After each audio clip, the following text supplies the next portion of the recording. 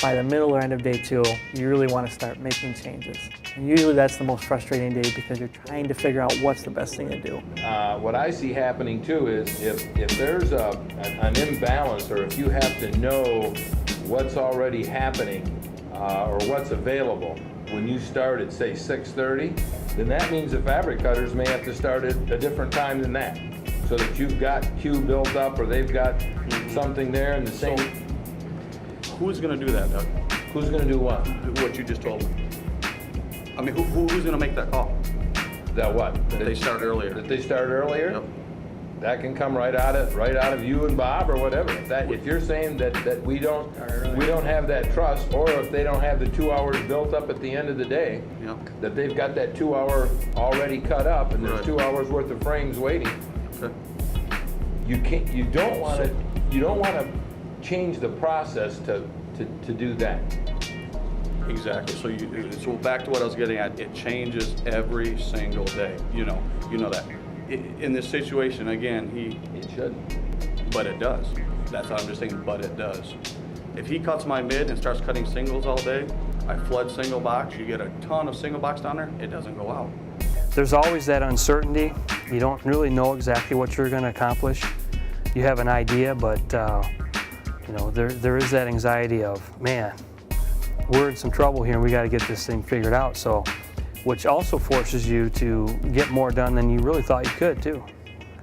Kaizen events should be exciting. It should be an exciting event, and there should be passion. There should be some heated discussion and heated debate, typically within the respect of the team, but there should be some passion in what we're doing.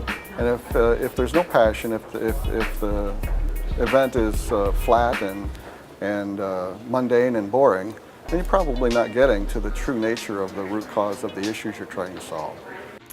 A lean workshop report out typically takes 20 minutes. It's the end of the event.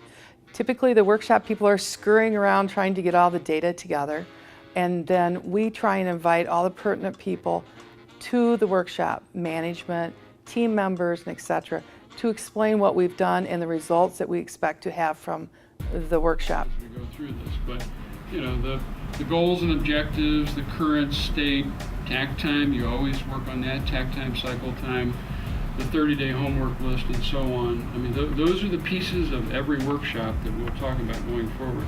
But the spaghetti diagram, I mean, that was very telling. That was one way to say, we're walking every 8 miles a Kaizen day wrap and up, getting not much I done. feel very energized. I'm actually excited because to see the work that a team has done where they take these basic elements, these basic tools, and we put them to use and apply them to, in some cases, some really aggressive goals. And we look at what we've gotten done through the course of the week and the learning that went on.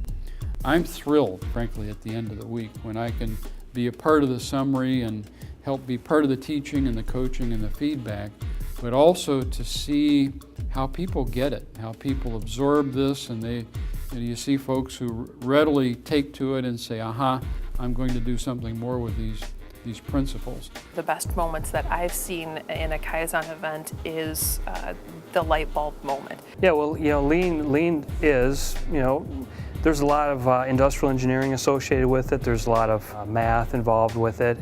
But some of the best things that have come out of our Kaizen events are, you kind of throw the math to the side and the logic and the engineering, and the operators will come up with fabulous ideas that are so simple, you just overlooked them. We've had some great productivity gains and some inventory reductions, and we have found square footage where we can do other new work.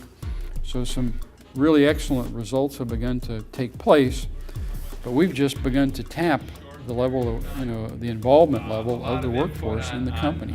On the team levels, and I will say we probably went through all the phases that a team goes through. I won't say voices got raised a lot, but eyebrows peaked. There was issues and stuff that way, so we went through the storming, the norming, the forming, went that way, but what we're really looking at is how much have we able to move. Expectation, if you work in a company with the lean philosophy, is that we want you to bring your ideas, but we want you to bring your ideas and implement improvement. We want you to take some control over your environment and make your jobs better. You know, it is a mindset in that I'm going to do my job as well as I can, and I'm going to continually think of better ways to do what I do. And I guarantee you, if you have that mindset, then you will be making lean improvements in your job, whether you know it or not. We really have to step out of our box and our boundaries and to take a chance. You know, we're doing business every day the way things are. But we have opportunities to do things in a way that will help us be more successful, more competitive. We'll know we're lean when everyone in the organization has an intolerance for waste. It's a lot of small footsteps that have to be taken. So every lean journey requires a lot of little baby steps. And that's where we're at right now. We're in some of the beginning processes of baby steps. You never reach the end of your lean journey. And it's ongoing, continuous improvement. No matter where you're at, there's always improvement that can be made. Because no matter what we've done in the past, it's got to be better in the future if we're going to have an exciting future as a company.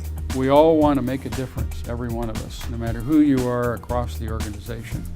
So doing value-added work day in, day out, whether you're on the plant floor or you're a vice president or you're the CEO, you want to do value-added work every day and do it as efficiently as you can. And lean basically takes you down the path of doing value-added work.